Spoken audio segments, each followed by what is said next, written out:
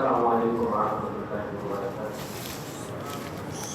إن الحمد لله نحمده ونستعينه ونستغفره ونؤمن به ونتوكل عليه ونعوذ بالله من شرور أنفسنا ومن سيئات أعمالنا. من يهده الله فلا مضل له ومن يضلله فلا هادي له. وأشهد أن لا إله إلا الله وحده لا شريك له وأشهد أن محمدا عبده ورسوله. أما بعد فإن خير الحديث كتاب الله وخير الهدي هدي محمد صلى الله تعالى عليه وسلم وشر الأمور محدثاتها وكل محدثة بدعة وكل بدعة ضلالة وكل ضلالة في النار. يقول الله سبحانه وتعالى في كتابه الحكيم: يا أيها الذين آمنوا إنما الخمر والميسر والأنصاب والأزلام رجس من عمل الشيطان فاجتنبوه لعلكم تفلحون.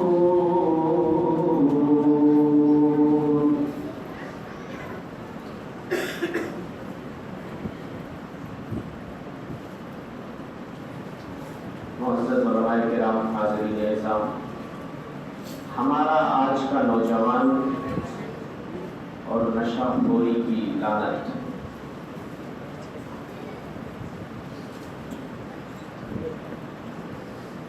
قبل اس کے کہ میں اپنے نوجوان بھائیوں کو کچھ میسج اور پیغام دوں، بعض بھائیوں کی فرمائش بھی ہے. ایک نظم کے لیے میں ویسے جمعہ کے دن چونکہ جمعہ کا خطبہ بھی ہوتا ہے زیادہ لوڈ ہو جاتا ہے اور آگے کئی ایک پروگرام ہے، اس لیے آواز کو بچانا بھی ہے. میں مختصر وقت میں دونوں کام کر دیتا ہوں. نوجوانوں کے حوالے سے میری ایک نظم ہے، میں اس کے 2-4 مصرے پڑھتا ہوں. نوجوانوں کو میں نے کچھ میسج دینے کی کوشش کی ہے.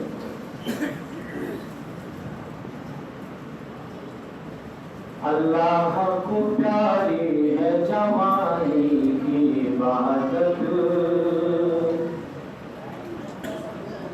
اللہ کو پیاری ہے جوانی کی عبادت، اللہ کو پیاری ہے جوانی کی عبادت، میزان میں بھاری ہے جوانی کی ریاست. میزان کہتے ہیں جو ترازو قیامت کے دن لگایا جائے گا، تو جوانوں کے اعمال کافی وزنی ٹھہریں گے انشاءاللہ. اللہ کو پیاری ہے جوانی کی عبادت، میزان میں بھاری ہے جوانی کی ریاست. جو لوگ جوانی میں عبادت نہیں کرتے، جو لوگ جوانی میں عبادت نہیں کرتے، پیری میں انہیں ہوتی ہے ہر وقت ندامت. یعنی شرمندگی، پیری میں انہیں ہوتی ہے ہر وقت ندامت. اور دھرتی پہ قدم پھونک کے رکھنا جوان مسلم، دھرتی پہ قدم پھونک کے رکھنا جوان مسلم، دھرتی پہ قدم پھونک کے رکھنا جوان مسلم. طاقت کے نشے میں نہ کر اللہ سے بغاوت، طاقت کے نشے میں نہ کر اللہ سے بغاوت. اور جو لوگ جوانی کی حفاظت نہیں کرتے، میرے نوجوانوں، لوگ جوانی میں سوچتے ہوئے جوانی کی حفاظت کا کیا مطلب ہے؟ مطلب جوانی تو ملی ہی اسی لیے ہے کہ موج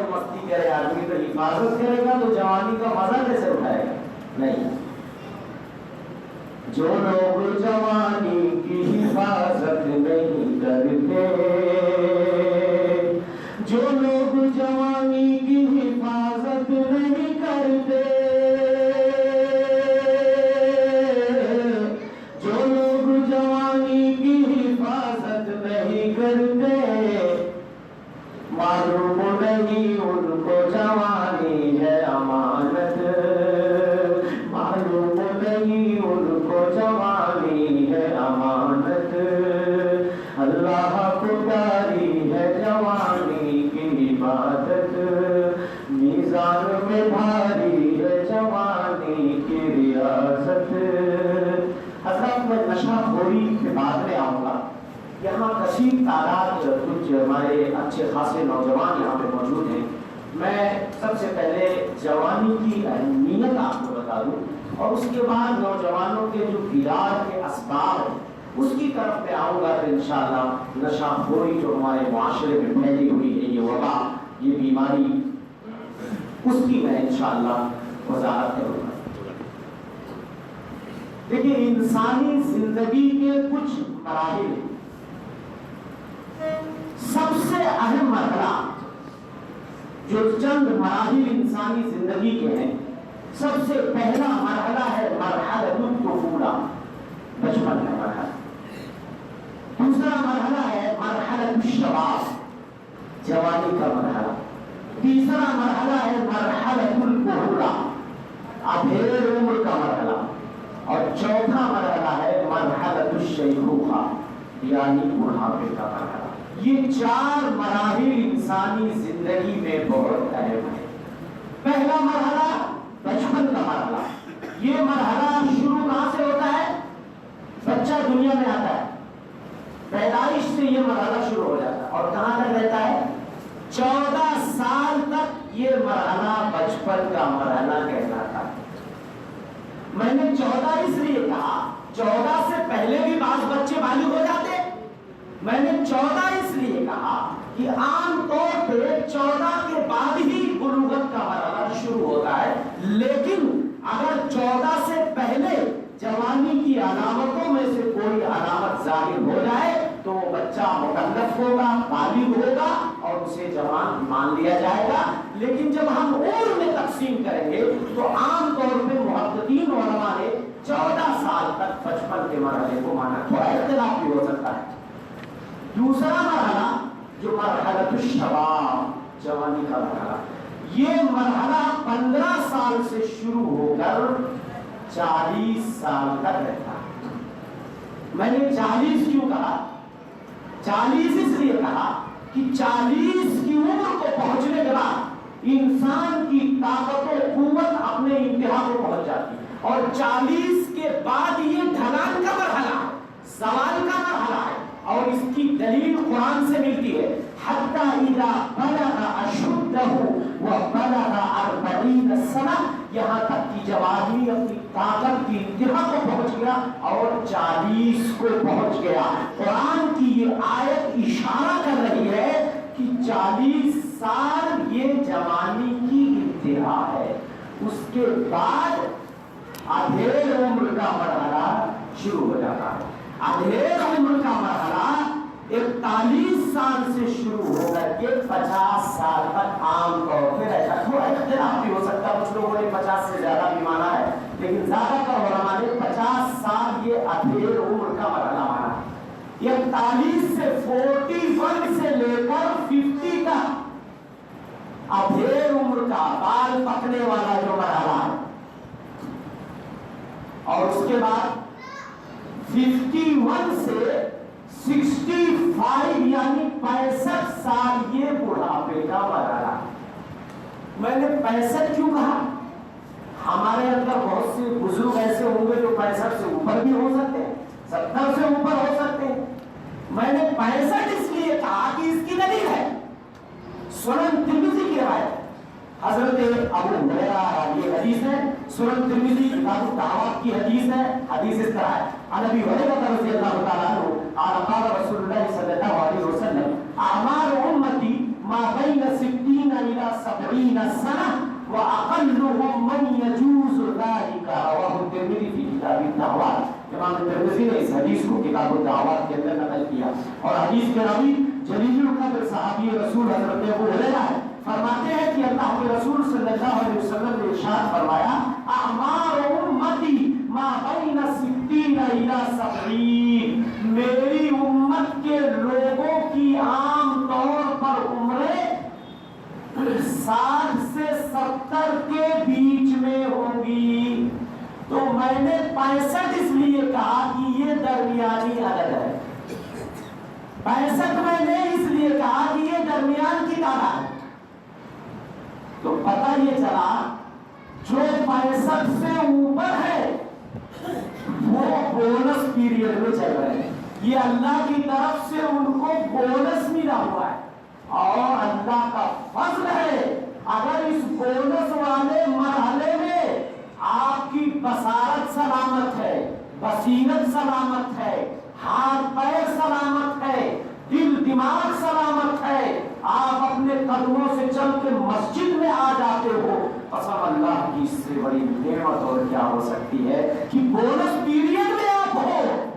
آپ کی عمر کے کتنے لوگ دنیا سے چلے جا چکے ہیں، لیکن آپ کو اللہ نے زندگی بخشی، آپ کی عمر میں اللہ نے برکت رکھی، اور آپ کی طاقت، آپ کے قوا، آپ کے اعصاب، آپ کے ہاتھ پیر، آپ کے دل دماغ ابھی سلامت ہے۔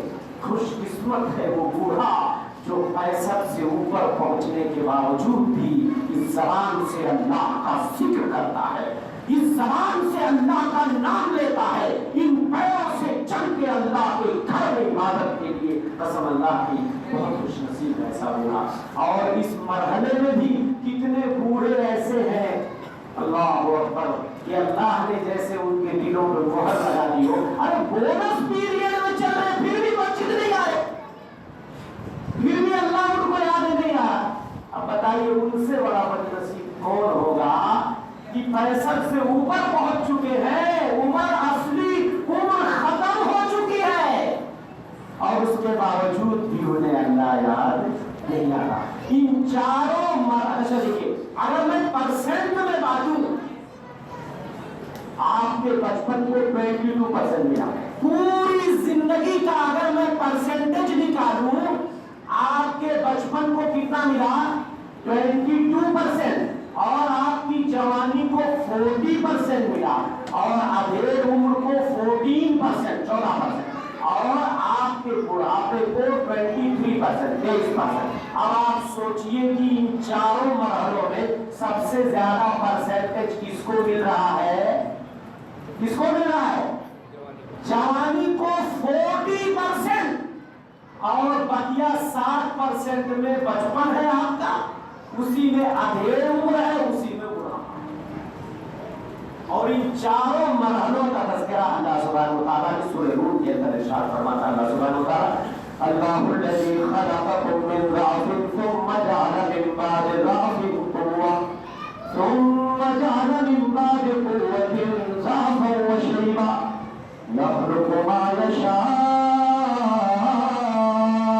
وهو العليم القدير۔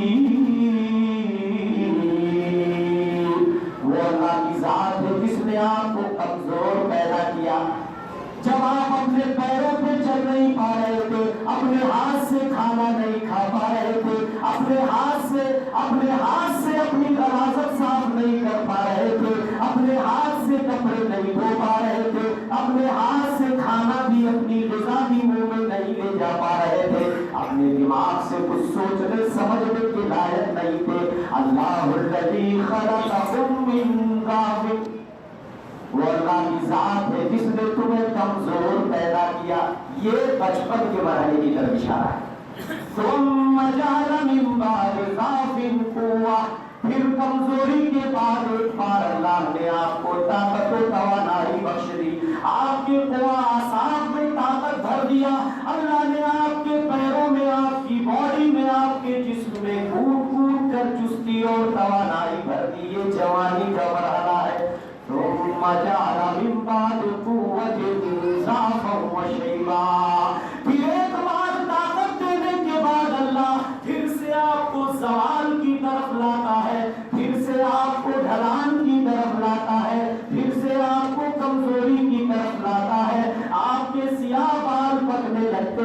آپ کے قوا اعصاب کمزور ہونے لگتے ہیں، آپ کی کمر میں درد چالو ہے، آپ کے گھٹنوں میں درد چالو ہے، آپ کی بینائی کمزور ہو چکی ہے، آپ کی آنکھوں پہ چشمہ آ چکا ہے، یہ اس بات کی دلیل ہے کہ اب آپ طاقت کے بعد ایک بار کمزوری کی طرف آ رہے ہو۔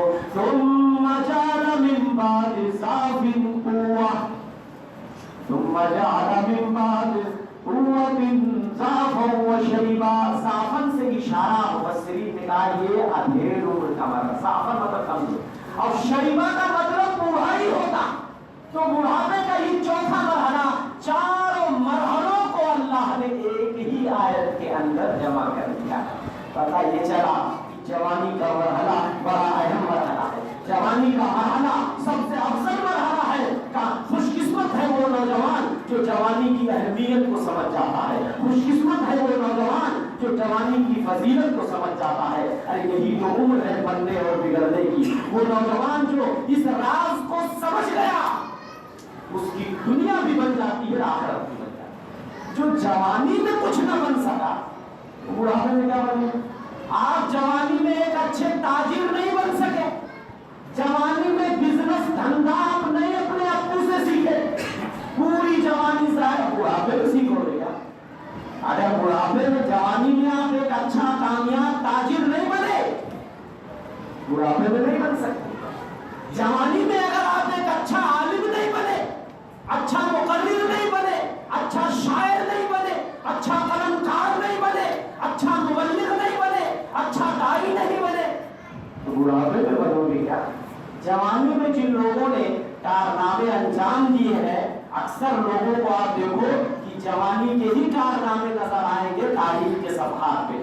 بوڑھوں نے کوئی خاص کارنامہ انجام نہیں دیا، شاذ و نادر کوئی بوڑھا ایسا ملے گا کہ جوانی میں چلو نہیں کچھ کر سکا تھا اور بڑھاپے میں اس نے انقلاب برپا کر دیا، بہت کم بوڑھے ایسے۔ لیکن جوانی میں انقلاب برپا کرنے والے، جوانی میں سیاہ محیط سمندروں کو چیرنے والے، سمندروں کا سینہ چیرنے والے، کہکشاؤں کے تمنے ڈالنے والے یہ نوجوان ہوا کرتے ہیں۔ نوجوان کی ہمیشہ نگاہ بلندی کی طرف ہونی چاہیے۔ میں دونوں اعتبار سے کہہ رہا ہوں، جوانوں اگر دنیا بنانی ہے اور آخرت بنانی ہے، مگر یہ نشہ خوری جب جوانوں کو کچھ کرنے دے گی، یہ موبائل فون، یہ انٹرنیٹ، یہ واٹس ایپ، یہ فیس بک، ان جھمیلوں سے جب نوجوان نکل پائے گا تب نہ کچھ بنے گا۔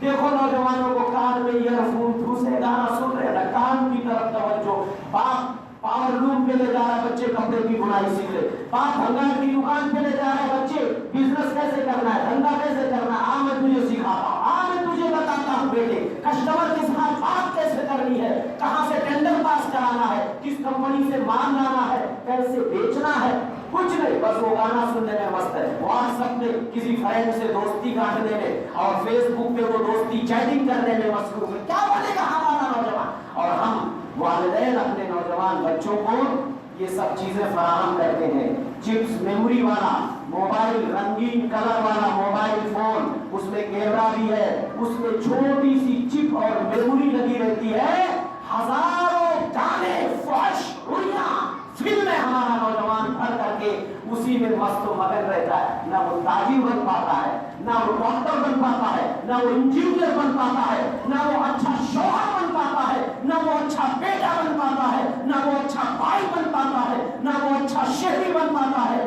نہ وہ اچھا انسان بن پاتا ہے۔ اس لیے میرے بھائی باتیں تو بہت ساری ہیں، لیکن ہمیں سوئی کو لے جا کے نشہ خوری کی طرف گرانا ہے۔ یہ سوئی جا کے نشہ خوری میں گرے گی، لیکن مجھے جوان چونکہ یہاں اتفاق سے کافی تعداد میں ہمارے نوجوان بچے ساتھی دوست یہاں پہ آ چکے ہیں، تو میں سوچتا ہوں نشہ خوری کی بات اگر تھوڑا تنبیہ میں نہ ہوگا تو کم از کم جوانوں کو جو مجھے میسج دینا ہے، جو جوانی کی اہمیت بتانی ہے، دین دنیا دونوں اگر سدھارنی ہے تو آپ جوانی کی اہمیت کو سمجھو۔ جوانی کا مرحلہ اس میں طاقت و قوت اپنی انتہا کو پہنچ جاتی ہے، انسان کی عقل کی انتہا کو پہنچ جاتی ہے۔ اگر خوش قسمت ہے وہ نوجوان، خوش قسمت ہے وہ نوجوان جو جوانی کے لمحات کو اللہ کی عبادت میں نچوڑ دے۔ اللہ اکبر۔ اسی لیے کائنات کے امام فرماتے ہیں سبعۃ یظلھمُ فی ظلہ یوم لا ظل الا ظلہ، 7 خوش نصیب انسانوں کو عرش الہی کا سایہ ملے گا، محشر کا میدان ہوگا، محشر کی تپش ہوگی، گرمی ہوگی، لوگ پسینوں میں ڈوبے ہوئے ہوں گے، کسی کا پسینہ گھٹنے تک ہوگا، کسی کا پسینہ کمر تک ہوگا، کسی کا پسینہ گلے پہ لگائے ہوئے ہوگا، لوگوں کو حساب و کتاب کی جلدی پڑی ہوگی، سورج سوا نیزے پہ آ کے ٹکا ہوگا، سورج کی تمازت، سورج کی تپش اور گرمی سے لوگ پریشان ہوں گے، ایسے میں لوگوں کو سائے کی ضرورت ہوگی، سایہ تو کہیں ملے گا نہیں، صرف عرش الہی کا سایہ ہوگا۔ صحیح بخاری کتاب الزکات اٹھا کے دیکھیے، حضرت ابو ہریرہ کی یہ حدیث ہے، سبعۃ یظلھم اللہ فی ظلہ یوم لا ظل الا ظلہ، 7 خوش نصیبوں کو اللہ عرش الہی کے سائے میں جگہ عطا فرمائیں گے۔ سب سے پہلا انسان امام عادل، حکمران جو عدل و انصاف سے کام لیتا ہے، عدل و انصاف سے کام لینے والا حکمران پہلے نمبر پہ، سیکنڈ نمبر پہ وہ شاب نشا فی عبادت اللہ، ایسا نوجوان عرش الہی کے سائے میں جگہ پائے گا جو اللہ کی عبادت میں پلا بڑھا ہو۔ عبادت میں پلنے بڑھنے کا میں یہ نہیں کہتا نوجوانوں کو کہ کام دھندا چھوڑ کے، پڑھائی لکھائی چھوڑ کے مسجد میں آؤ، ایک قدم بیٹھ جاؤ، مسجد کا کھمبا پکڑ کے بیٹھ جاؤ، مسجد میں مصلی بچھا کے اپنی کرو، نہیں، مسجد کا دھڑکا لگا رہنا چاہیے، جیسے اذان ہو آپ کے کان مسجد کی طرف، اذان کی طرف، لاؤڈ اسپیکر کی طرف، یہ مطلب ہے وہ نوجوان جو اللہ کی عبادت میں پلا بڑھا ہو۔ جب رمضان کا مہینہ آئے نوجوان نے روزہ رکھنا شروع کیا، جب نماز کا وقت ہو جائے سارا کام چھوڑ کے نوجوان مسجد میں آ جاتا ہے، دین کی مجلس رچی ہو نوجوان سب کچھ نہ ہو گئی چھوڑ کے مسجد میں آ جاتا ہے، تو یہ پڑھنا ہی تو ہے عبادت ہے۔ یہ میں نہیں کہتا کہ آگے یہ ڈیرا ڈال دو اور سارا کام چھوڑ کے پڑھائی لکھائی، نہیں، دھندا پانی ایسا نہیں ہے۔ تو وہ نوجوان، قسم اللہ کی، وہ نوجوان جوانی میں جوان، بھرپور جوان ہے، گناہوں کی طرف اس کا جھکاؤ نہیں ہے، یا کم ہے۔ میں ایک دم نہیں کہہ سکتا کہ گناہوں کی طرف یہ بشر ہے، وہ بھی نوجوان بھی انسان ہے، غلطی سب سے ہوتی ہے۔ میں مسند احمد کی ایک حدیث سناتا ہوں، حضرت عقبہ ابن عامر راوی حدیث سے فرماتے ہیں، ان اللہ لا یعجب من الشاب لیست له سمع۔ اس حدیث کی سند حسن علیہ اللہ مشہور برنوت نے کہا، حدیث اس لائق ہے کہ اسے بیان کیا جائے، ان اللہ لا یعجب من الشاب لیست له سمع، اللہ بڑا خوش ہوتا ہے، عرش کا مالک اس نوجوان سے بڑا خوش ہوتا ہے جس کا جھکاؤ خواہشات نفس کی طرف نہیں ہوتا ہے، جوان ہے، طاقت ہے، قوت ہے، بازوؤں میں دم ہے، پھر بھی وہ گناہوں کی طرف نگاہ نہیں اٹھاتا، گناہ کا کام دیکھ کر نظر کو پھیر لیتا ہے، اپنے کانوں کو گناہ سے محفوظ رکھتا ہے، اپنے ہاتھ کو گناہ سے محفوظ رکھتا ہے، اپنی نگاہوں کی حفاظت کرتا ہے۔ ایسا نوجوان اللہ بہت خوش ہوتا ہے ایسے نوجوان سے۔ اچھا، جب ہم کہتے ہیں کہ جوانوں جوانی کی حفاظت کرو، جوانی کو بیدار بناؤ، وہی جواں ہے، علامہ اقبال نے کہا تھا، وہی جواں ہے قبیلے کی آنکھ کا تارا، شباب جس کا ہو بیدار سر ہو کاری۔ جوانی کو بیدار کیسے بنائیں گے آپ؟ اب پہلے بھی میں کہہ چکا کہ بہت سارے لوگوں کے دماغ میں یہ کیڑا گھسا ہوا ہے کہ جوانی تو نام ہی ہے اسی چیز کا کہ ادھر بھی منہ مارو ادھر بھی منہ مارو، جوانی روز تھوڑی نہ رہتی ہے۔ یہ شیطان جو ہمارا آپ کا اصلی دشمن ہے، یہ نوجوانوں کے سینے میں وسوسے دلاتا ہے۔ ارے یہ طاقت کس لیے ہے، یہ فولادی بازو کس لیے ہے؟ کسی کو پنچ اگر نہ مارو اس ہاتھ سے، کسی پہ مکہ نہ برساؤ اس ہاتھ سے، تو یہ فولادی بازو کام کے نہیں ہے۔ یہ پیر اگر گناہ کی طرف چل کے نہ جاؤ تو ان پیروں کا مطلب کیا ہے؟ یہ نگاہیں اگر نیم اڑیاں پھرنے والی لڑکیوں کو اگر تاکو نہیں، دھورو نہیں، دیکھو نہیں، ان پہ جملے نہ کسو تو جوانی کا مطلب ہی کیا؟ شیطان ہمارا دشمن وسوسے دلاتا نہیں۔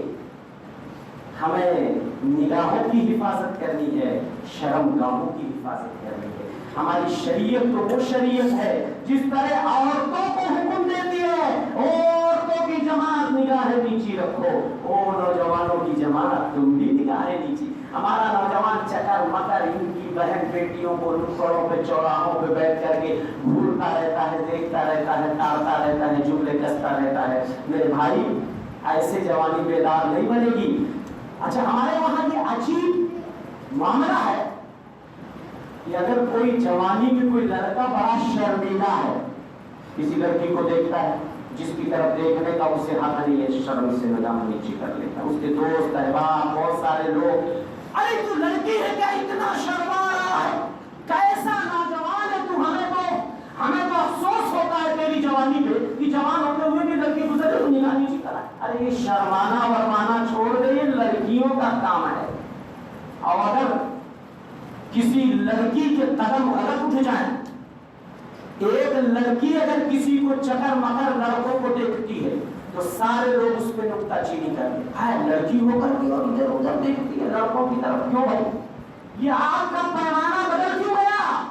ہماری شریعت نے قسم اللہ کی ایک دلیل مجھے آپ دکھا دو کہ لڑکیوں کو کہا گیا ہو کہ تم نگاہ نیچی رکھو، لڑکوں کو کہا ہو تم جو چاہو کرو اور جس کو چاہو دیکھو، ایک دلیل؟ ارے قرآن میں تو اللہ نے کہا یہ عورتوں کی جماعت نیچے رکھو اپنی نگاہ کو اور اپنی شرمگاہوں کی حفاظت کرو، اور مردوں کی جماعت تم بھی اپنی نگاہیں نیچے رکھو اور اپنی شرمگاہوں کی، دونوں کو حکم قرآن نے دیا، اللہ نے دیا۔ اور ہمارے نبی نوجوانوں کو شادی کا مشورہ کیوں دیتے؟ کیوں مشورہ دیتے تھے؟ ایسے دیتے تھے، صحیح بخاری اٹھا کے دیکھیے، یا معشر الشباب من استطاع منکم الباءۃ فلیتزوج، وہ نوجوانوں کی جماعت تم میں جو شادی کی طاقت رکھتی ہو اسے چاہیے کہ شادی جلدی کر لے۔ بیوی کو کھلانے پلانے کی طاقت ہے، نان و نفقہ کی طاقت ہے، جسمانی طاقت ہے، جنسی طاقت ہے، ایسے نوجوان کو چاہیے کہ وہ جلد شادی کر لے۔ فَإِنَّهُ أَغَضُّ لِلْبَصَرِ وَأَحْسَنُ لِلْفَرْجِ، اس لیے کہ شادی بیاہ یہ ایسی چیز ہے جس سے شرمگاہوں کی حفاظت ہو جاتی ہے، اور یہ پست نگاہی کا وسیلہ اور ذریعہ ہے، اس سے نگاہ پست ہو جاتی ہے۔ کس کو مشورہ آپ دے رہے ہیں؟ لڑکیوں کو؟ لڑکوں کو پتہ یہ چلا شرمگاہوں کی حفاظت جس طرح لڑکی کی ذمہ داری ہے، لڑکوں کی بھی ذمہ داری ہے، نگاہوں کی حفاظت جس طرح لڑکیوں کی ذمہ داری ہے، لڑکوں کی بھی ذمہ داری ہے۔ ہمارا معاشرہ قصوروار ہے، معاشرے نے، لوگوں نے، سماج نے اسلام کے کنسیپٹ اور نظریے کو سمجھے نہیں، آپ نے اپنے دین کو نہیں سمجھا۔ ایک لڑکی کے قدم ڈگمگا جاتے ہیں، شیطان وسوسہ دلاتا ہے، کوئی لڑکی کسی آشنا کے ساتھ فرار ہو جاتی ہے، بھاگ جاتی ہے، پورا قبیلہ جوش انتقام میں لال پیلا ہونے لگتا ہے۔ اگر وہ لڑکا مل گیا جس نے ہمارے قبیلے کی لڑکی کو اگر کوئی بھگا کے لے گیا، اس کا ٹکا موٹی کر دے، ہوتا ہے کہ نہیں ہوتا؟ سارے لوگ کہتے ہیں ارے ہمارے قبیلے کی ناک کٹ گئی، ہماری عزت خاک میں مل گئی، فلانے کی بٹیا بھاگ گئی۔ اور اگر کسی کا بیٹا وہی جرم کر رہا ہے، کسی کی بیٹی کو بھگا کے لے جاتا ہے، اس لڑکے کے خاندان والے فخر سے سینہ اٹھا کے، فخر سے سینہ تان کے چلتے ہیں، کہتے ہیں ہماری بٹیا تھوڑی نہیں، ہمارا تو بیٹوا ہے۔ اچھا آپ کا بیٹوا تو کچھ بھی کرے گا؟ بتاؤ ہماری شریعت میں ہے کہیں کہ زناکاری اگر لڑکا کرے تو اس کو چھٹی مل جائے اور زناکاری اگر عورت کرے تو اس کو سزا ملے؟ ہے کہیں؟ بھیا بتا دیجیے آپ مجھے۔ ارے ماعز اسلمی سے زنا کا صدور ہو گیا تھا، نبی کی خدمت میں آتے ہیں، کہتے ہیں زنیت فطہرنی یا رسول اللہ، اللہ کے رسول مجھ سے زنا کا صدور ہو گیا ہے، اسلام کا جو حکم ہے میرے اوپر نافذ کیجیے۔ اللہ کے رسول لوٹا دے رہے، جاؤ بعد میں آنا، دوبارہ آتے، سہبارہ آتے، چوتھی بار جب آتے ہیں اللہ کے رسول لوگوں سے پوچھتے ہیں ان کی عقل سلامت تو ہے کیا؟ لوگوں نے کہا اللہ کے رسول عقل سلامت ہے، اور ماعز اسلمی بار بار گھوم کے نبی کی خدمت میں آ رہے، اللہ کے رسول مجھ سے زنا کا صدور ہوا ہے، اللہ کے رسول ہمیں پاک کر دیجیے۔ ماعز اسلمی کو پتا تھا کہ ایک شادی شدہ اگر زنا کرے گا تو اس کی سزا کیا ہے، ایسے نہیں آ رہے تھے کہ انہیں معلوم نہیں ہے، دو چار کوڑے لگا دیے جائیں گے، مار پیٹ کے اللہ کے رسول چھٹی دے دیں گے، نہیں، انہیں پتا تھا کہ शादी शुदा मर्द अगर ज़िना करेगा, पत्थरों से मार मार कर उसको रज्म कर। जरा सोचो, थोड़ी देर के लिए दिमाग लगाओ कि किसी को चारों तरफ से लोग घेरे हुए हैं और पत्थरों की बारिश हो रही है, इंसान तड़प रहा है, बिलख रहा है, पत्थर पड़ रहे,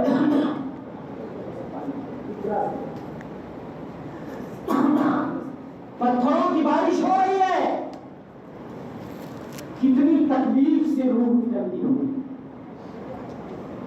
जरा सोचा, तलवार से मार दो, गोली से शूट कर दो, रूह जल्दी निकल जाए, लेकिन अगर पत्थरों से मार मार के सोचो किसी की जान ली जाए, कितना तकलीफ दे मंजर होगा, कितना भयानक मरहला होगा। जरा सोचो और करो। उसके बावजूद भी 3 बार नबी उन्हें वापस कर रहे हैं, जाओ तौबा बिल्लाह करो, जाओ अल्लाह से तौबा करो, अल्लाह तुम्हारे गुनाहों को माफ कर देगा। बार बार घूम के आ रहे हैं, कह रहे हैं अल्लाह के रसूल हमें हमारे गुनाहों से पाक कर दीजिए। दुनिया में कुछ भी सजा मिल जाए, आखिरत की सजा के मुकाबले में तो ये सब कुछ आसान है। आखिरत में मैं झमेला नहीं पालना चाहता, साफ सुथरा होकर अपने गुनाहों से बचाना चाहता हूं।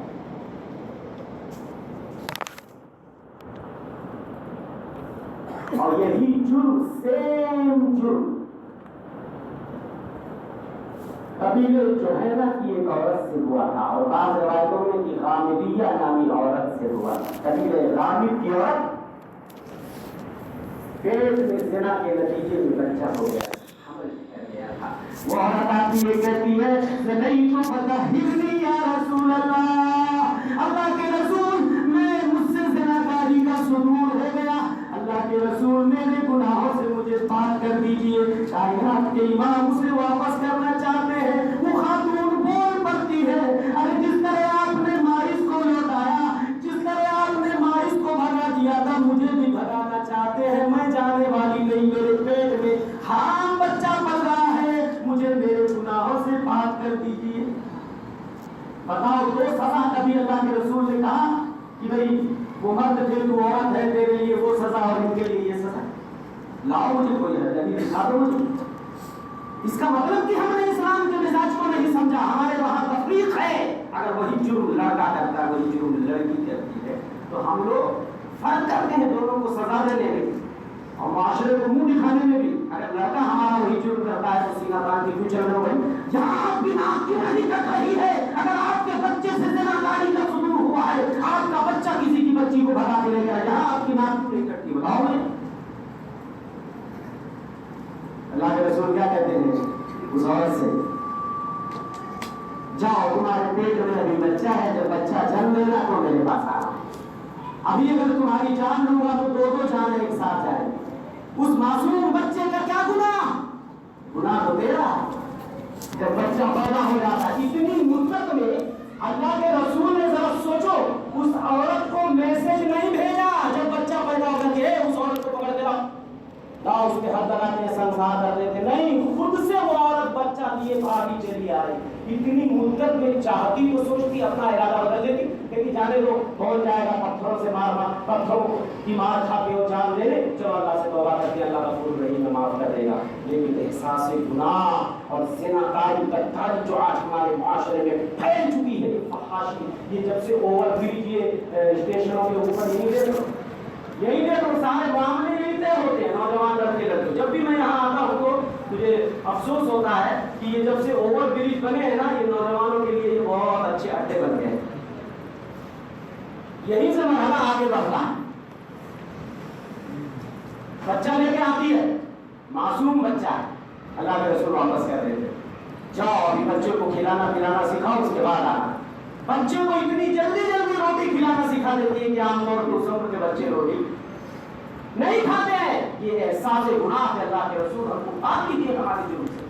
और उसके बाद जब बच्चा रोटी खाने लगता है तो लाती है, फिर से कहते हैं अल्लाह के रसूल ये लीजिए बच्चा, ये आपकी जिम्मेदारी है, कौन पालेगा मुझे नहीं मालूम, बस मुझे मेरे जुर्म से पाक कर दीजिए। अल्लाह के रसूल बच्चे को लेते, एक सहाबी को देते हैं, उनकी परवरिश करना, और उसके बाद हुक्म देते हैं सीने तक उसको जमीन में डाल दिया जाता है ताकि कपड़े न खुल जाए। औरत का मामला नाजुक होता है, और उसके बाद चारों तरफ से पत्थरों की बारिश होती है। اس کے بعد اس عورت کو سنسار کر دیا جاتا ہے اور اللہ کے رسول اس میں جنازے کی نماز بھی پڑھاتے ہیں. ایک صحابی رسول کہتے ہیں اللہ کے رسول اتنا بھیانک جرم کرنے کے بعد جس عورت کو سنسار کیا گیا ہو زنا کے جرم میں اللہ کے رسول آپ کائنات کے امام ہیں, ایسی عورت پہ آپ جنازے کی نماز کیوں پڑھ رہے ہیں؟ کائنات کے امام نے فرمایا لقد تابت توبۃ لو قسمت بین 70 من اہل المدینہ لوسعتهم. وہ لوگ اس عورت نے اتنی سچی توبہ کی ہے, اگر اس ایک عورت کی توبہ کو مدینے کے 70 لوگوں میں بانٹ دیا جاتا تو 70 گنہگاروں کی بخشش اسی ایک عورت کی توبہ کی وجہ سے ہو جاتی. نہیں ہے. تو میں نوجوانوں کو جو میسج دینا چاہتا ہوں, میرے بھائیوں جوانی کو بیدار بناؤ. اب نوجوانوں کے بگاڑ کے جو اسباب ہیں, اسباب تو بہت سارے, اس میں سر فہرست جو مولانا نے خاص طور سے موضوع رکھا آپ کے لیے, نشہ خوری. نشہ خوری آج یہ وبا کتنی کثرت سے ہمارے معاشرے میں پھیل چکی. حکومتیں پریشان, ایجنسیاں پریشان, بچوں نوجوانوں کے والدین پریشان, پورا گھر پریشان, قبیلہ پریشان. لیکن یہ وبا, یہ لت, یہ بیماری تھمنے کا نام نہیں لے رہی. اس کے اسباب کیا؟ آئیے میں خالص کتاب و سنت کی روشنی میں ذرا لفاظی کم کروں گا, اور میں میری عادت بھی نہیں ہے, میں آپ کو دلیل کے ساتھ لے کے چلوں گا. دلیلیں کم نہیں ہے نشہ خوری کے حوالے سے. سورہ مائدہ آپ پڑھتے ہو کہ نشہ خوری, یہ شراب نوشی کتنی خطرناک جرم ہے. سورہ مائدہ میں اللہ سبحانہ و تعالیٰ فرماتے ہیں یا ایھا الذین آمنوا انما الخمر والمیسر والانصاب والازلام رجس من عمل الشیطان. اے ایمان والو بے شک شراب, انما الخمر والمیسر والانصاب والازلام رجس من عمل الشیطان. اے ایمان والو بے شک شراب اور جوا, یہ استھان اور یہ پاسے کے تیر, یہ سب نجس ہیں, رجس ہیں, پلید ہے, شیطانی اعمال ہے. فاجتنبوہ, اے لوگوں ان سے بچتے رہنا, لعلکم تفلحون, شاید کہ تم کامیاب ہو جاؤ. اگر تمہیں کامیابی سے ہمکنار ہونا ہے تو اتنی چیزوں سے تمہیں بچنا پڑے گا. تمہیں شراب سے دامن بچانا پڑے گا, جوئے سے دامن بچانا پڑے گا, استھانوں پہ سر جھکانے سے دامن بچانا پڑے گا. اسی طریقے سے قسمت آزمائی کے جو تیر چلائے جاتے ہیں, بدشگونی لی جاتی ہے, اس سے بچنا پڑے گا. انما یرید الشیطان ان یوقع بینکم العداوۃ والبغضاء فی الخمر والمیسر. بے شک شیطان تو چاہتا ہے کہ تمہارے درمیان شراب اور جوئے کے حوالے سے دشمنی پیدا کر دے. شیطان کیا چاہتا ہے؟ تمہارے درمیان عداوت پیدا کر دے, دشمنی پیدا کر دے. شراب اور جوا یہ دو چیزیں اتنی خطرناک ہیں کہ پورا گھرانہ, پورا گھر ہنستا کھیلتا گھر اجڑ جاتا ہے. دشمنی پیدا, شراب پلا کے کسی سے کسی کو قتل کروا دو, شراب پلا کے کسی سے کسی کو گالی دلوا دو, شراب پلا کے کسی کے گھر چوری ڈاکہ کرو, کیا نہیں ہو سکتا ہے. اسی لیے کائنات کے امام فرماتے الخمر ام الخبائث, شراب تمام بیماریوں کی ماں ہے. علامہ البانی نے اس حدیث کو حسن قرار دیا. الخمر ام الخبائث, شراب تمام بیماریوں کی ماں ہے. تمام بیماریاں اسی کی کوکھ سے جنم لیتی ہے. من شرب الخمر لم تقبل له صلاة 40 یوما, جس نے شراب پی 40 روز تک اس کی نماز قبول نہیں ہوگی. ومن مات وهي في بطنه مات میتۃ جاہلیہ, اگر کسی کی موت اس حال میں ہو گئی کہ اس کے پیٹ میں شراب کا ایک قطرہ بھی ہوگا, وہ جاہلیت کی موت مرے گا. 40 روز کی نماز قبول نہیں ہوگی. سوچا کبھی 40 روز تک, یہ مطلب نہیں ہے نماز سے چھٹی ہے, تو شراب پی لیے تو بولے اب یار نماز تو قبول ہوگی نہیں, نماز پڑھنے کی ضرورت نہیں. نماز بھی پڑھنی ہے, مسجد آنی ہے, لیکن ان نمازوں کا ثواب آپ کو نہیں ملے گا. اور نماز اتنی عظیم عبادت, گویا بندہ اپنے رب سے تعلق جوڑتا ہے, اپنے رب سے سرگوشیاں کرتا ہے. لیکن شراب پینے کے بعد 40 دن تک अपने रब से अब आपकी सरपोशी नहीं हो सकती, आपके रब से आपका ताल्लुक नहीं, गोया 40 रोज तक आप अपने अल्लाह से आपको कटना पड़ेगा। जब नमाजी कबूल नहीं होगी तो ताल्लुक जुड़ेगा कैसे, मुझे बताइए आप, ताल्लुक जुड़ेगा कहां से? और अगर मर गया आदमी शराब पीते हो, पीता हुआ और उसके पेट में शराब का कतरा रहा, उस जमाने गोया की वो जाहिलियत की मौत कर रहा, इस्लाम को नहीं पता, कितनी खतरनाक चीज। अच्छा, अब इसके भी और भी हदीसें, मैं बहुत सारी हदीसें आपके लिए लाया हूं शराब के हवाले से। शराब पी करके शराबी, अभी आपने देखा कि कुरान ने कहा कि इससे अदावत फैल जाती है, दुश्मनी फैल जाती है। शराबी जब शराब पी लेता है एक बार, जाहिर सी बात है शराब इतनी खतरनाक चीज है कि अकल को ढांप लेती है। और हज़रत अब्दुल्लाह इब्न अमर फरमाते हैं, लअन अज़निया अहब्बु इलैया मिन अन अशरबल खम्र, मैं ज़िनाकारी करूं ये ज्यादा आसान है बिल मुकाबिल इसके कि मैं शराब, लेकिन शराब मेरे नजदीक ज़िनाकारी से ज्यादा खतरनाक है, इसलिए कि जब मैं शराब पी लूंगा तो नमाज नहीं पढ़ पाऊंगा, नमाज के करीब नहीं जा पाऊंगा, और जब मेरी नमाज ही कबूल नहीं होगी तो जिसकी नमाज नहीं उसका दीन नहीं। और फरमाते हैं हज़रत अब्दुल्लाह इब्न अम्र इब्न आस सहाबी रसूल, शराबी जब शराब पीता है अपने आप को शाहजहां समझता है, सुल्तान जहां समझता है, प्राइम मिनिस्टर समझता है, और दुनिया के सारे इंसानों को हकीर समझता है, जलील समझता है ना। शराबियों को देखें कि कीचड़ में पड़े हैं, नाले में पड़े हैं, लेकिन बात सुनोगे तो ऐसी लंबी लंबी छोड़ेंगे। ये शराब इतनी खतरनाक चीज है, और उस पीरियड में किसी को आप कत्ल करवाना चाहो तो वो कत्ल भी कर सकता है किसी शराबी को। अगर आप जलगाह को, मैं हदीस आपको बहुत प्यारी हदीस, शायद आप पहली बार सुनो, सही बुखारी किताबुल मगाजी, शराब उस वक्त तक हराम नहीं हुई, सही बुखारी की रिवायत है। हजरत अली इब्न अबी तालिब फरमाते हैं कि मेरी शादी के वलीमे के लिए मैं तैयारी कर रहा था, मेरे पास पैसे नहीं थे, नबी की बेटी से मेरा निकाह हुआ तो मेरे पास वलीमे के पैसे नहीं थे। अल्लाह अकबर, मैं वलीमे की तैयारी कर रहा था, मुझे 2 ऊँटनियां नबी ने दी थी, मैं वलीमे की तैयारी कर रहा था कि करूं तो क्या करूं, वलीमे का पैसा कहां से लाऊं। हमारा नौजवान आज शादी में ये ज़िनाकारी उठे रही है, शादी में तारीख लोग बोलते हैं मौला साहब अभी अपने पैरों पे नहीं खड़े हैं, अभी तो 10,000 सैलरी है, 12,000 क्या खुद खाऊंगा, क्या बीवी को खिलाऊंगा। अरे यहाँ वलीमा का पैसा नहीं है, दामादे रसूल है और शादी हो चुकी, निकाह हो चुकी, वलीमे की तैयारी मालूम, घास काट के लाते हैं और बेचते हैं दामादे रसूल। हजरत अली कहते हैं मेरे पास 2 ऊँटनियां थी, एक घर के बाजू में मैंने दोनों ऊँटनियों को बांध लिया और गोनी, रस्सी और सारा सामान में इंतजाम कर रहा था कि जाऊं उहुद पहाड़ी के पास एक इज़खिर नामी घास होती थी, बड़ी खुशबूदार, उसको सुनार लोग इस्तेमाल करते, सुनार पता नहीं किसी काम में लाते थे तो उसको खरीदते थे, वो बिकती थी घास। तो कहते थे सोचा मैंने कि लाओ अपनी ऊँटनियों पे घास काट के लाऊंगा और सुनारों से बेचकर अपने वलीमे के लिए कुछ पैसे मेरे पास आ जाएंगे तो उसी से मैं वलीमा कर लूंगा। कहते हैं मैं तैयारी कर रहा था, अचानक वहां के देखता हूं तो मेरी दोनों ऊँटनियों के कौहान, कौहान समझते जो गोल सा पीठ पे होता है ऊँट के, उसको कौहान बोलते हैं, कौहान को किसी ने काट दिया है, उसकी कोख फाड़ के कलेजी वलेजी सब निकाल दिया, जवान तंदुरुस्त ऊँटनियां। मैं ये मंजर देखा तो मेरी आंखें अश्कबार हो गई, हैरान रह गया आखिर मेरी ऊँटनियों के साथ किसने क्या हरकत।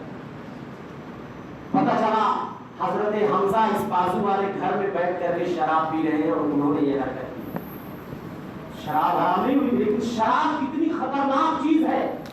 हजरत अली नबी की खिदमत में जाते हैं, शिकायत करते हैं, अल्लाह के रसूल कहते हैं हाँ हमजा की इतनी हिम्मत, चंद सहाबा को अपने साथ लेते हैं और जाते हैं उस घर में, देखते हैं कि हजरत हमजा जामो सुबह का दौर चल रहा है, जाम से जाम टकरा रहे हैं और एक गाने वाली लड़की गाना गा रही है, गाना गा गा के वो शराब पिला रही थी, और उसने अपने गाने में एक मिसरा ये भी पढ़ा, अला या हमजा लिशुरफिन नवाई, हमजा खड़े हो जाओ, ये जो तंदुरुस्त ऊँटनियां बैठी है इनको मारो।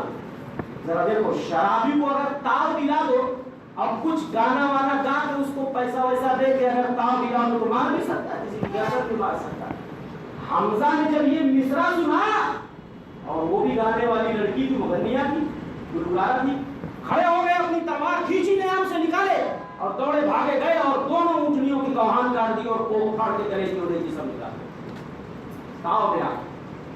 अल्लाह के रसूल सल्लल्लाहु अलैहि वसल्लम हजरत हमजा को मलामत करने लगे, हमजा शर्म नहीं आती? इतनी बड़ी गुस्ताखी, इतनी बड़ी जात कि अली की ऊँटनियों के कौहान तुमने काट दिए, उसकी कोख फाड़ दी। कायनात के इमाम नसीहत फरमा रहे हैं, हजरत हमजा ने शराब पी हुई है, शराब का खुमार उनकी आंखों से नजर आ रहा है, शराब पीकर बिल्कुल मदहोश हो चुके हैं। कभी नबी को ऊपर देखते हैं, कभी नीचे देखते हैं, कभी सर की तरफ देखते हैं, कभी पैर की तरफ देखते हैं, और काफी घूरने और ताकने देखने के बाद सिर्फ इतना कहते हैं, वहल अंतुम इल्ला अबीदुल लिआबाइना, अरे तुम मुझे नसीहत करने आए हो, तुम सारे के सारे लोग मेरे बाप के गुलाम हो।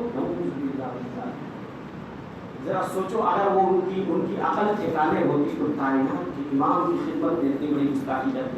लेकिन शराब ही ऐसी चीज है साहब, किसी की भी इज्जत पलीद हो सकती है। अल्लाह के रसूल ने जब देखा कि हमजा ने इतना सख्त जवाब दिया, उनकी आंखें चढ़ी हुई हैं, आंखें सुर्ख है, कभी भी शराबी को देखोगे आंख लाल रहेगी, आंख लाल रहेगी, निगाह चढ़ी है तो समझ जाओ पीकर तू है, पीकर तू नहीं, इसको नसीहत नहीं करने का, तो जा झापड़ लगाने में कोई उसका दिमाग सही हो सकता। अगर उसको नसीहत, अरे यार शराब हराम है, तू मुसलमान है, तू दाढ़ी वाला है, तू शराब, उसके बावजूद कोई नसीहत, कोई कुरान, कोई हदीस मत पढ़ना उस वक्त, है ना?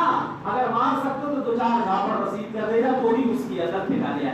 अल्लाह के रसूल ने जब ये देखा फौरन पीछे पलट गए, बोले नहीं नहीं, अभी इनको नसीहत करना कुछ काम नहीं देगा, इसलिए कि इनको ऊपर खुमार है, नशा चढ़ा हुआ है, अभी जब नशा उतर जाएगा तो इनको देखेंगे, आप फौरन वापस चले।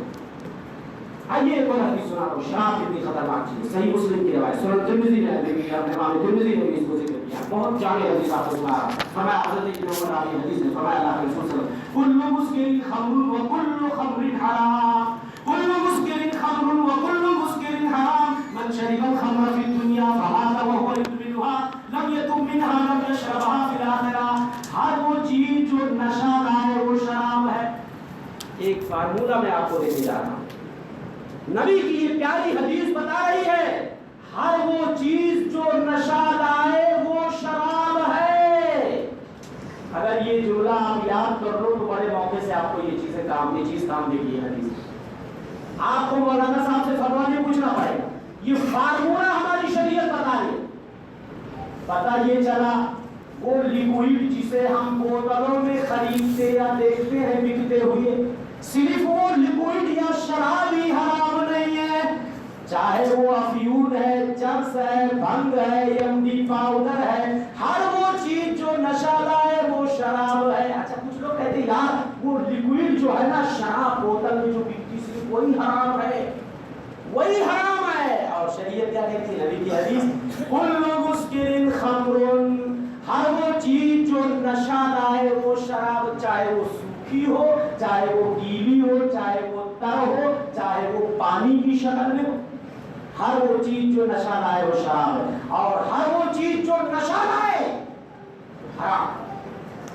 मन शरिबल खम्र फी दुनिया फमाता व हुवा युदमिनुहा लम यतुब मिनहा लम यशरबहा फिल आखिरह, जो दुनिया में शराब पीता रहा तौबा के बगैर मर गया, बराबर शराब पीता रहा, आखिरत में वो शराब से महरूम कर दिया जाएगा।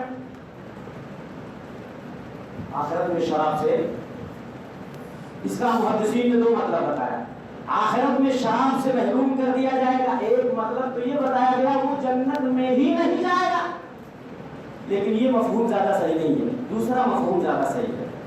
यानी अगर शराबी अपने दीगर अच्छे अमाल की वजह से जन्नत में चला भी गया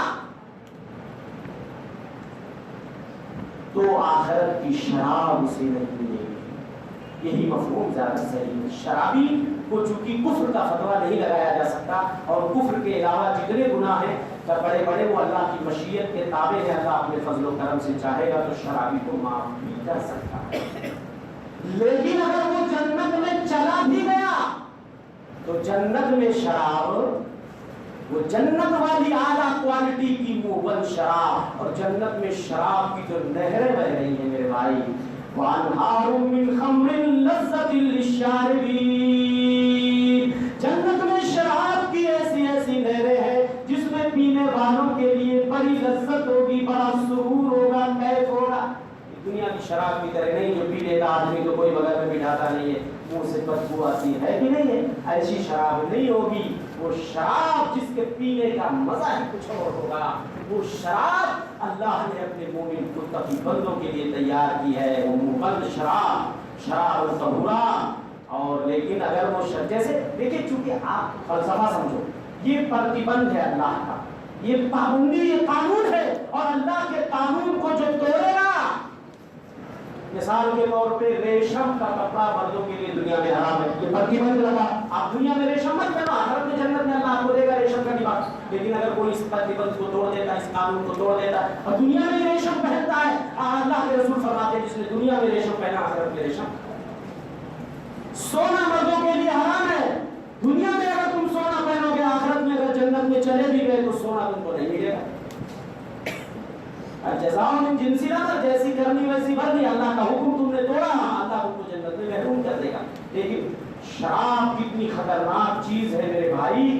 اچھا کچھ لوگ ایسی چیزیں استعمال کرتے ہیں جو نشیلی ہیں لیکن ہیرا حوالی. مثال کے طور پہ یہ ہٹیا ہے, یہ سنتی ہے, یہ 64 ہے, یہ 32 ہے, یہ نہ جانے اللہ جانے کون سے نام. ہمارے بہت سارے بھائی کہتے ہیں یہ مقبول ہے, اور بعض بھائی کہتے ہیں یہ جائز ہے. لیکن صحیح بات تو یہ ہے میرے بھائی, یہ سب چیزیں اگر نشہ لاتی, فیصلہ میں آپ سے لوں گا, میں کھاتا نہیں ہوں, میں فیصلہ آپ سے کروا رہا ہوں. اگر اس میں نشہ ہے تو آپ خود مجھے فتوا دو, آپ دو. کل مسکر حرام, ہر نشہ والی چیز حرام.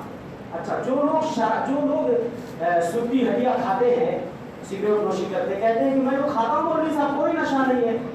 میں ان سے کہوں گا کہ جو آدمی تمباکو کھاتا ہے, تھوڑی سی وہ کھاتا ہے, اگر اس کے منہ میں 100 گرام 50 گرام تمباکو ٹھوس دو اور پھر مجھے بتاؤ کہ کچھ فرق پڑا یا نہیں پڑا.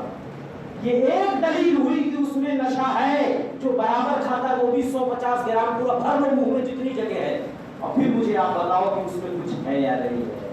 یا جو نہیں کھاتا, آپ میرے اوپر ٹرائی کر لو. ایک بار کسی نے میرے اوپر ٹرائی کیا تھا, غلطی سے میں نے پان کھا لیا تھا جس میں کسی نے تمباکو ملا دیا تھا, تو میں گر گیا, مجھے ہوش نہیں رہا, مجھے کچھ پتہ ہی نہیں ہے کہ میرے ساتھ کیا ہوگا. میرے گھٹنے وغیرہ سب پھوڑ گئے. یہ کس بات کی دلیل مجھے بتائیے آپ, اس میں نشہ ہے کہ نہیں. یہ فیصلہ آپ دیجیے, میں فتویٰ نہیں دے رہا, اور میں آپ کو صرف دلیل دے رہا. آئیے میں آپ کو دلیل سناتا ہوں.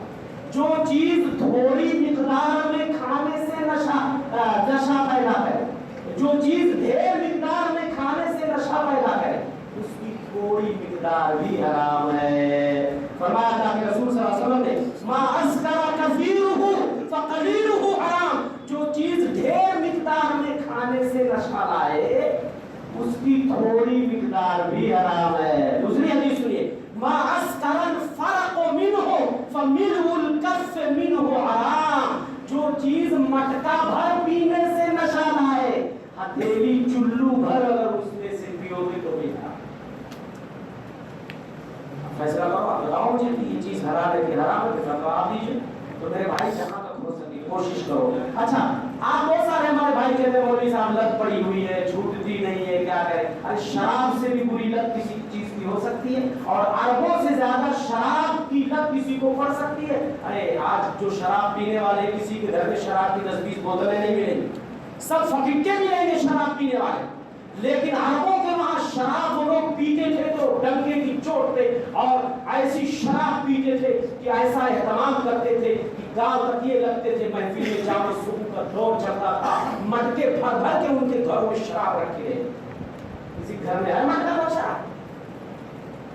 لیکن جب شراب حرام ہوتی ہے, نبی کا منادی گلیوں میں, چوراہوں میں, بازاروں میں اعلان کرتا ہے آج سے شراب حرام ہو چکی ہے. کسی نے شراب کو منہ سے لگا رکھا ہے, فوراً جام کو پھینک دیتا ہے. کسی نے منہ میں لے لیا تھا ادھر اگل دیتا ہے. اتنی کثرت سے مٹکے توڑے گئے کہ مدینے کی گلیوں میں شراب بہ رہی تھی. کسی نے یہ نہیں کہا اچھا چلو نبی کی خدمت میں پوچھتے ہیں کیا مسئلہ, اچھا یہ جو گھر میں مٹکے رکھے ہیں لاؤ اس کو پی لیتے ہیں, ختم کر لیتے ہیں. اچھا یہ جو گلاس میں ہے کم سے کم یہی پی لیتے ہیں, ختم کر لیتے ہیں. یا جو منہ میں ہے ظالم شراب اسی کو اندر کر لیتے ہیں. کسی نے یہ نہیں کہا. ان سے زیادہ بات آپ کو پڑھی ہے, بتائیے مجھے. صرف عزم چاہیے, حوصلہ چاہیے میرے بھائی, کیونکہ آگے میرا کئی ایک پروگرام بڑے ہیں اور میں نہیں چاہتا کہ میری بیٹری یہیں پہ ڈاؤن ہو جائے.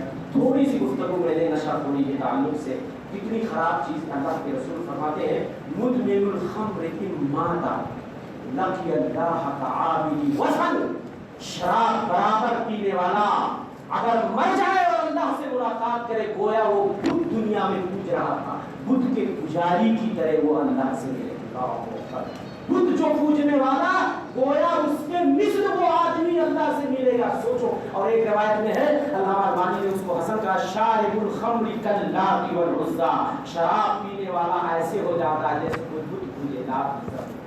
نعوذ باللہ، کتنی خطرناک چیز ہے بھائی، اس سے توبہ کرنے کی ضرورت ہے۔ اور نشہ خوری اس کے نتیجے میں کتنی بھیانک بیماریاں، کینسر جیسی بیماریاں، سالانہ لاکھوں لوگ اس نشہ خوری کے نتیجے میں مرتے ہیں۔ آپ ایسائی اٹھا کے دیکھ لیجیے، محترم میں کہنا چاہتا ہوں کتنی بھیانک بیماریاں، کتنی قیمتی جانیں نشہ خوری کے نتیجے میں ضائع ہو جاتی ہیں۔ اللہ سے دعا ہے کہ اللہ ہمارے نوجوانوں کو بالخصوص نشہ خوری سے بچائے اور تمام بھائیوں کو، تمام مسلمانوں کو نشہ خوری کی لعنت سے بچائے۔ ہمیں ہمارے نوجوانوں کو جوانی کی اہمیت کو سمجھنے کی اللہ توفیق دے، آمین و توفیق اللہ صلی اللہ تعالیٰ علیہ وسلم۔ السلام علیکم ورحمۃ اللہ وبرکاتہ۔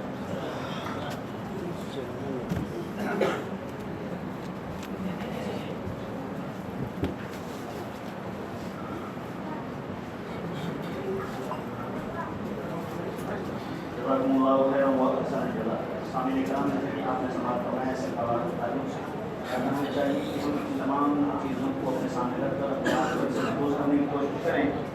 اور شاید نے بھی کہا تھا کہ اے وقت کے لطفان، اے کوئی میرا علاج مجھ کو ملے، اس نے کئی بار ڈس دیا۔ اور ہماری ذمہ داری ہے کہ ہم قلب و جگر کا خون نچھاور کیے بغیر صحرا میں کوئی پھول کھلایا نہ جائے گا، اس بات کا خیال رکھیں اور اپنے آپ کی بھی حفاظت کریں، اور ایسے لطفان جو ان چیزوں میں ملوث ہیں ان کو بھی اس سے بچانے کی کوشش کریں، کیونکہ یہ ہمارے سماج میں بہت پنپتے جا رہا ہے اور اس کی وجہ سے کافی گھروں کو نقصان پہنچ رہا ہے۔ ہمیں چاہیے کہ ہم تمباکو وغیرہ اور دوسری ساری چیزیں جو نشاور ہے ان سے اپنے آپ کو، اپنے گھر والوں کو محفوظ کرنے کی کوشش کریں، کیونکہ آپ کی ملت کو ضرورت ہے۔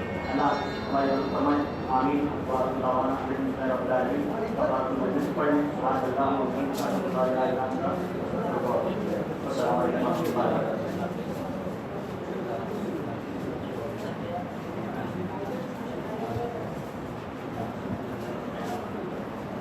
سامنے کرام ایک اعلان ہے، 6 مارچ کو سی بلاک میں ایک پروگرام کا انعقاد کیا جا رہا ہے۔ سینچری گراؤنڈ کے اندر ایک بڑے پروگرام کا انعقاد کیا جا رہا ہے۔ آپ تمام حضرات سے درخواست ہے کہ وہاں شرکت فرمائیں اور پروگرام کو کامیاب کرنے کی کوشش کریں۔ اور انشاءاللہ وہاں پر عورتوں کا بھی انتظام ہے 6 مارچ کو سینچری گراؤنڈ کے اندر۔ جزاک اللہ خیر۔ السلام علیکم۔ اذان ہوگی، اس کے بعد 5 منٹ بعد